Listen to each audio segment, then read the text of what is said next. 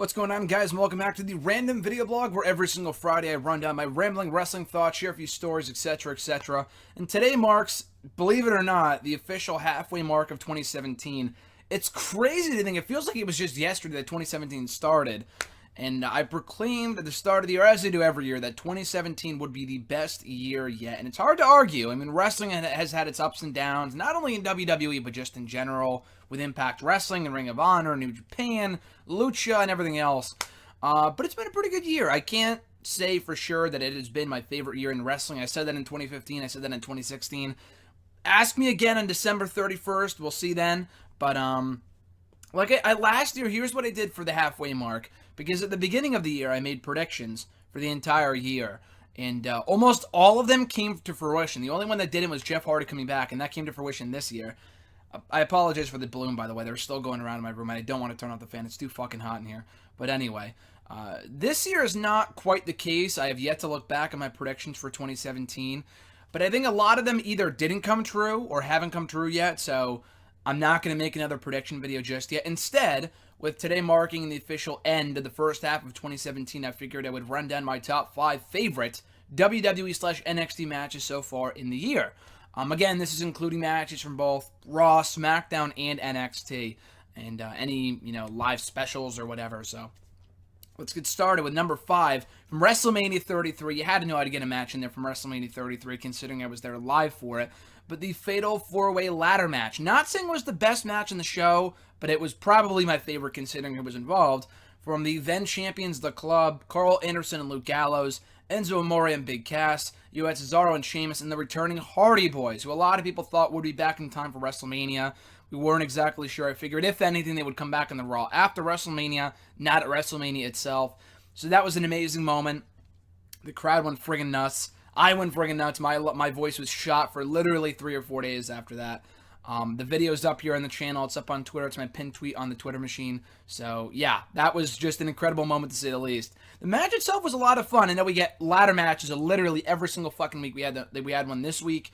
We had 2 at Money in the Bank. We had 1 at WrestleMania. We had Ring of Honor, Super Card of Honor. We had 1 at TakeOver Orlando or TakeOver Chicago. We have so many ladder matches in WWE nowadays. It's ridiculous. But it was a really good one. I mean, obviously the inclusion of the Hardys made it better, but all 4 teams worked really well together. And in the end, it was the Hardy Boys emerging victorious and procuring, the Raw Tag Team titles.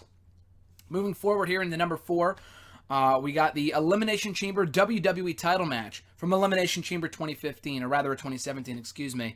2015 was not a good show, by and large. But anyway, the main event for this year's installment saw 6 of SmackDown's greatest athletes vying for the WWE title. It was the then champion John Cena, AJ Styles, Bray Wyatt, Dean Ambrose, Baron Corbin, and The Miz. Again, just a fantastic matchup. I don't know if I would go so far as to say the greatest chamber match of all time, but absolutely, without a doubt, the best chamber match we have seen in a long time. The 2014 one was pretty good. This I would rank above that. A lot of intertwining rivalries. It set up a lot of shit too. From Cena and Miz, it set up Bray Wyatt and Orton, with Bray Wyatt winning. It set up Baron Corbin and Dean Ambrose with the IC title. Just a lot of cool spots. And a lot of people were not too high on the fact that we had a new chamber. It looked like it was pussified, whatever. You know what? They can take more risks this way. They can jump off the top of the pods this way and do all this other cool shit. Because the ground is a lot softer than it used to be. They jumped off the pods. Excuse me. They did a lot of cool shit in this match. It was a really, really fun bout. In the end, like I said, Bray Wyatt pinning AJ Styles clean, in addition to John Cena, to win his first ever WWE title. Now, Bray Wyatt has been since reduced back to being a fucking loser, but this moment was quite cool to see him win his first WWE Championship. The match itself was really, really well wrestled. All 6 guys had great chemistry together, and resulted in one of the best chamber matches in many years in WWE. Coming in at number 3, another multi-man match from just a couple of weeks ago, the men's Money in the Bank ladder match, with the winner earning a featured WWE Championship match between AJ Styles, Shinsuke Nakamura, Sami Zayn, Kevin Owens, Baron Corbin, and Dolph Ziggler. The show, in my opinion, left a lot to be desired. I didn't do a full audio review of the show for Wrestle Rant Radio. I was away, hence why I have the Mickey shirt and the Orlando hat, as if you couldn't already tell. But I did watch the show before I left So here's the thing. The show ended at 11 o'clock, with this being the main event. I had to leave the next morning at fucking 2 a.m. I had to wake up at 2:30 to get up for a flight in a few hours after that. But I stayed up. I had to watch the show. I had to watch this main event specifically. And I don't regret it one bit. It was a tremendous match. All six guys had stellar showings. Specifically, Sami Zayn and AJ Styles. They really shined here, in my opinion. Taking a lot of risks. And that's saying something. That is saying something just because, again, like I said in the previous match, or the 2 matches ago, we have so many ladder matches in one calendar year in WWE that it's so hard to top yourself. Like, how can we have a better ladder match than we did the last time? Especially with Money in the Bank. Because you see a lot of the same spots all the time. Thankfully, the match doesn't really change, but the people involved in it do. Like AJ, never been in a Money in the Bank ladder match. Neither has Baron Corbin or Shinsuke Nakamura, or a lot of these guys. Kevin Owens was involved in one other one. Sami Zayn was as well. Ziggler's been in a fucking million. But again, still, we had fresh faces in the match that made the most of the environment. It worked really, really well together. And again, all 6 guys had stellar showings here. Nakamura getting knocked out to begin with and coming back out. The crowd went crazy for that. Owens looked like he was taking a fucking beating throughout this bout at the hands of Styles and Zayn and many others. And in the end, we had that amazing, epic encounter. How can you not complain? I mean, how can you not complain? How could you complain, rather, about the amazing, epic, anticipated encounter between AJ Styles and Shinsuke Nakamura after so long in the WWE, in a main event of a WWE pay-per-view? Hopefully not the last time we'll see that in WWE. Rather, just planting the seeds for a future matchup between the two down the road. But for now, it was a cool clash. The crowd was super into it. But, of course, the party starter, or rather the party pooper, Baron Corbin, messing up the final few minutes of the match and winning the briefcase, which I thought was the right move. Again, awesome Money in the Bank ladder match. Favorite of all time, still to be debated. It's only been 2 or 3 weeks, but I would definitely put it in my top 5, though. I love this match. Coming in at number 2. You know what? In retrospect, I don't know whether I should do this or not. You know what? I'm going to flip them. Number 2 here, this was going to be my number 1, but coming in number 2 now, AJ Styles and John Cena for the WWE Championship from the Royal Rumble 2017. Just a terrific match. And what could you really expect from 2 guys that have had amazing matches in the past? Their Money in the Bank match from about a year ago was tremendous. Their SummerSlam match was my favorite match of 2016. Again, being there live also helped.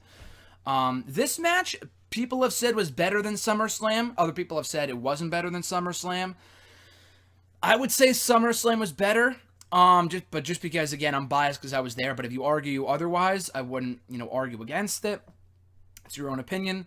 But either way, all 3 matches were great. This one being no exception. A lot of great counters, a lot of great reversals. They weren't doing their finishers in the first 5 minutes, which is what the second matchup fell victim to at SummerSlam last year. The story was great. Cena, prior to this point, had not held a world championship in WWE since the fall of 2014. Since SummerSlam 2014, or rather, I'm sorry. Yeah, SummerSlam 2014 was the last time that John Cena held the WWE title. And finally, after all this time, after almost 2.5 years, winning not only the WWE title, but his 16th, the record-tying 16th WWE Championship. It was a great moment.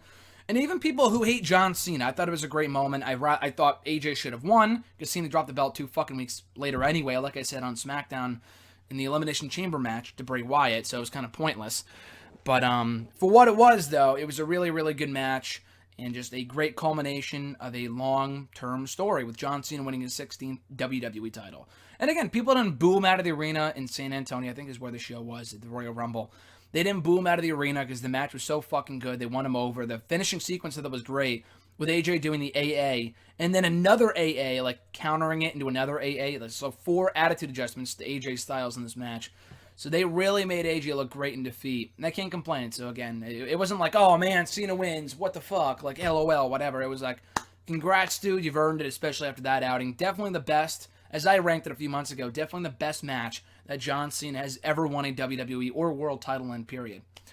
And then coming in at number 1, again, this was supposed to be my number 2, but I had to flip them because there's nothing topping this match. We might see a better match later on in 2017, I sure hope so. But so far, this match takes the cake. It's my favorite match so far in 2017 in WWE and NXT, which is the reason I included that, because this match comes to you from TakeOver Chicago.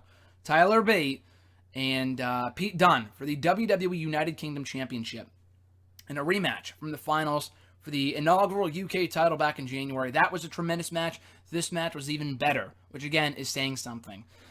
They have a very distinct style. I know I was talking with Jason back at the onset of 2017 how the first day one of the tourney wasn't that great.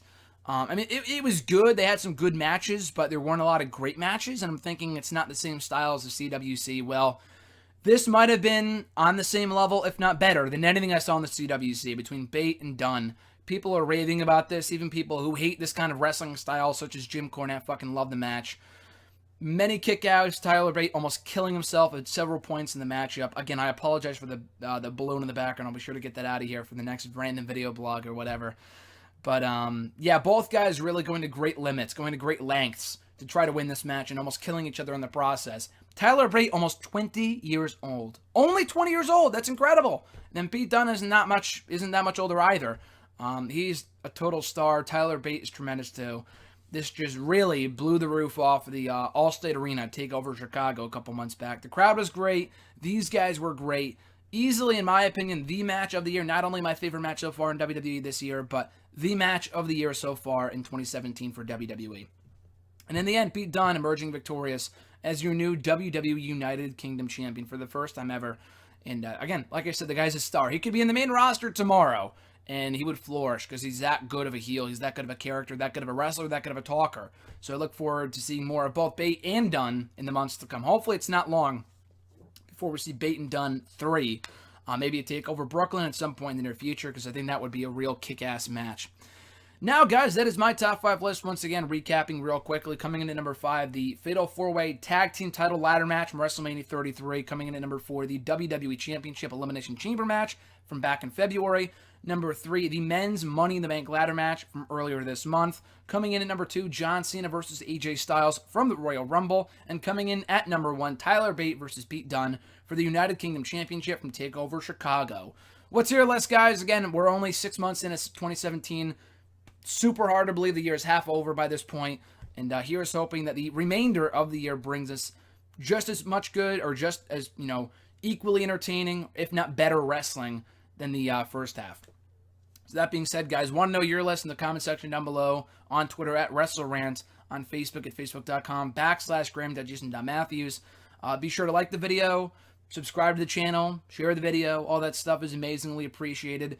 I think next Friday, bearing any breaking news story or whatever, I think next Friday we will be doing a full review of the Kevin Owens Ring of Honor DVD. I talked about the AJ Styles Ring of Honor DVD a few months back.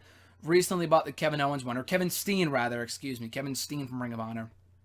I bought that at the indie show I talked about a couple weeks ago, where I met Pentagon Jr.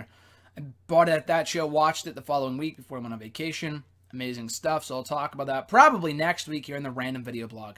But in the meantime, and in between time, guys, enjoy the rest of your weekend. I'm Graham Jason Matthews, and I'll catch your ass down the road.